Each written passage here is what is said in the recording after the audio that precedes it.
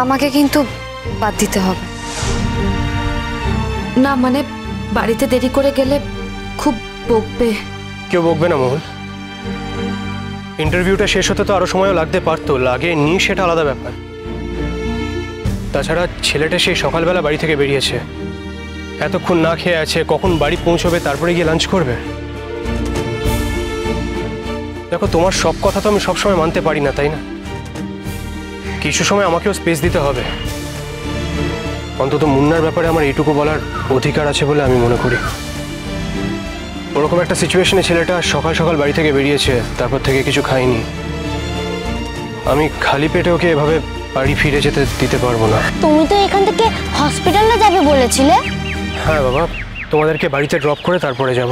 কেমন? তুমি সকালে কিছু খেয়ে এসেছো? আমি ব্রেকফাস্ট করে এসেছি। এখন তো অনেক দেরি হয়ে গেছে, তোমার খিদা পেয়েছে?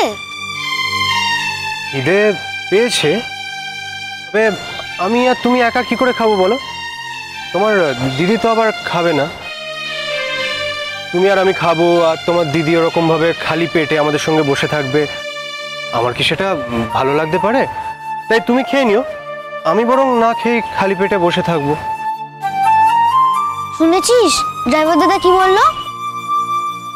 আমাদের জন্য ড্রাইভার দাদা দুপুর খাওয়া হয়নি, তুই খেয়ে উদ্ধার কর, তাহলে ড্রাইভার দাদার খাওয়া হবে। তোর জন্য বলছি না, ড্রাইভার দাদার জন্য বলছি। সেই এখন তো ড্রাইভার দাদাই সব, আমি তো আর কেউ নই। সবই তো, ড্রাইভার দাদার মতন আমাকে কে ভালোবাসে? শুধু বাপি ভালোবাসতো, আর কেউ ভালোবাসে না। আচ্ছা মুন্না, ঠিক আছে, এসো আমরা অ্যাডমিশনের কাজগুলো শেষ করি। মূল এসো। বলছিলাম আমাকেও কি যেতে হবে? হ্যাঁ, তোমাকে তো যেতেই হবে, মানে তুমি তো লিগালি মুন্নার গার্জিয়ান। স্কুল থেকে কোনো ব্যাপারে কন্ট্যাক্ট করা হলে তোমাকেই ফোন করবে। তুমি চিন্তা করো না, আমি সমস্ত ফর্ম ফিল আপ করে এসেছি, তোমাকে শুধু সইগুলো করতে হবে। এসো এসো মুন্না।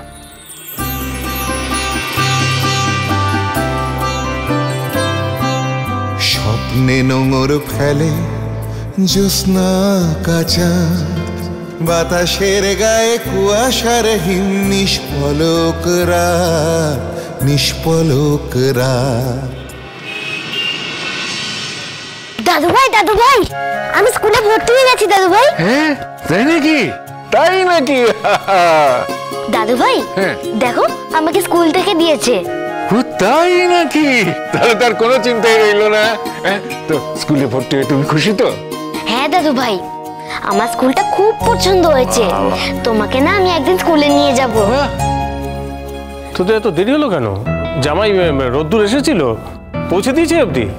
হ্যাঁ, আমাদেরকে ওই মোড়ের মাথায় নামিয়ে দিয়ে চলে গেছে, হসপিটাল আছে তো ওই জন্য।